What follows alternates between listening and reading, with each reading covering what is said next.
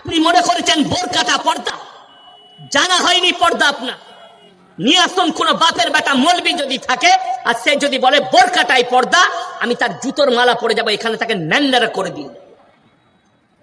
বোরকাটা যদি পর্দা হতো, বোরকা পরে জিনা হতো না। বোরকাটা পর্দা নয়।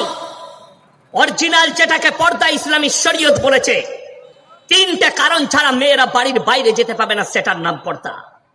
হাদিসে আছে। নাম্বার 1, শরীর যদি তোমার গুরুতর অসুস্থ হয়, ডাক্তারের কাছে ঢেকে, শরীর ঢেকে এমন কাপড় দিয়ে ঢাকবে বাইরে থেকে যেন দেখা না যায় এর ভেতরে যে মহিলাটা যাচ্ছে তার শরীরের অঙ্গ কেমন। নাম্বার 2, কাছের আত্মীয় মারা গেলে নিকটতম আত্মীয় মরতে হবে। আমাদের দেশে যেই মরুক, এই শাড়ি পরে রেডি হয়ে আছে আলু গোশ খাবার লেগে, যে গাড়িতে চেপে বসে পড়েছে যাবার জন্য। নাম্বার 2, কাছের আত্মীয় মারা গেলে তুমি নিজের শরীরকে ওইভাবে ঢেকে তুমি যেতে পাবে। নাম্বার 3, হজ ফরজ হলে তুমি হজে যেতে পাবে, তাছাড়া কিচ্ছু নাই।